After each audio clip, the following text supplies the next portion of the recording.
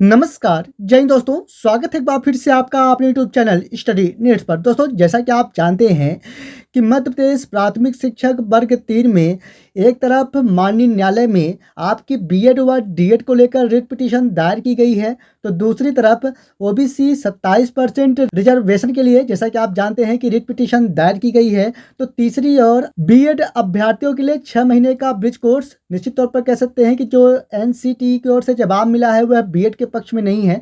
तो दोस्तों, इसके बारे में बात करें तो जैसा कि आप देख पा रहे होंगे कि बीएड डिग्री धारकों के प्राइमरी टीचर पोस्टिंग मामले में हाई कोर्ट सख्त, और जैसा कि आप जानते हैं कि मध्य प्रदेश सरकार की ओर से जवाब मांगा गया है माननीय न्यायालय की ओर से, और इस पर बीएड अभ्यर्थियों को शामिल किए जाने के मामले में यह महत्वपूर्ण जवाब मांगा गया है माननीय न्यायालय की ओर से। अब दोस्तों, इस पर सुनवाई के लिए जैसा कि आप देख पा रहे होंगे कि 15 दिसंबर डेट दी गई है। हालांकि 21 नवंबर को जो सुनवाई की गई उस पर 5 दिसंबर बताया गया था, लेकिन इस पर आप देख पा रहे होंगे कि 15 दिसंबर को इस पर अगली सुनवाई की जानी है। तो यह मामला आखिरकार बीएड या डीएड की ओर आने वाला है, ये तो माननीय न्यायालय के अंतिम निर्णय के अधीन ही पता चल पाएगा।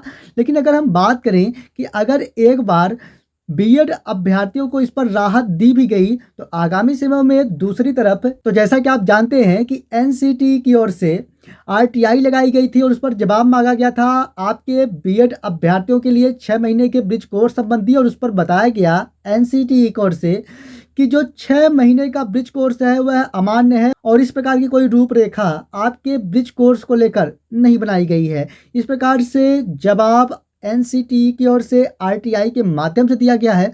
तो निश्चित ही कह सकते हैं कि बीएड अभ्यर्थियों के लिए एक बड़ा पेंच दिखाई दे रहा है। हालांकि आगामी समय में माननीय न्यायालय का क्या अंतिम निर्णय आने वाला है, यह अंतिम निर्णय आने के उपरांत ही कंफर्म हो पाएगा। लेकिन यहाँ पर एनसीटी की ओर से भी इस प्रकार के जवाब निश्चित तौर पर कह सकते हैं कि बीएड अभ्यर्थियों को निराश कर सकते हैं।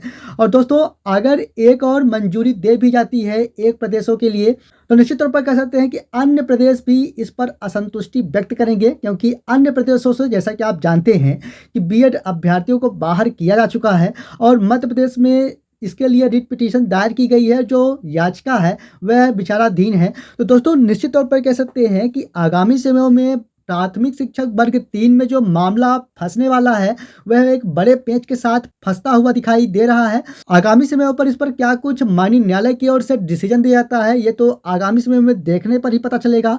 और जैसा कि आप जानते हैं कि अभी प्राथमिक शिक्षक वर्ग 3 में प्रयोगशाला शिक्षकों की भी भर्ती की जानी है, उस पर रोस्टर दिया गया है, तो निश्चित तौर पर उस पर भर्ती की ही जानी है। और इसी के साथ मैं बात करूं तो जैसा कि आप जानते हैं कि ओबीसी 27% के साथ अभी 13% जो सीटें हैं वह होल्ड कराई गई है। और जैसा कि यहाँ पर भी आप जानते हैं कि माननीय उच्चतम न्यायालय की ओर से 14% पर ही ओबीसी कैंडिडेट्स को होल्ड किया गया है। तो इस पर 13% जो सीटें हैं यानी 882 सीटें हैं वह जनरल के खाते में जाती हुई दिखाई दे रही हैं। तो निश्चित तौर पर कह सकते हैं कि आगामी समय में एक नए परिवर्तन के साथ प्राथमिक शिक्षक में एक नया मोड़ आने जा रहा है।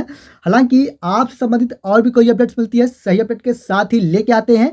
जैसा कि आप जानते हैं इसे लगातार आप बने रहे हमारे साथ। फिलहाल मैं आपको बता दूं कि 15 दिसंबर को माननीय न्यायालय की ओर से एक बार पुनः इस पर सुनवाई की जानी है। तो निश्चित तौर पर कह सकते हैं कि आगामी समय में क्या कुछ नए बदलाव हैं या परिवर्तन हैं जो होने जा रहे हैं, इसके बारे में लगातार हम आपको अप टू डेट करते रहेंगे।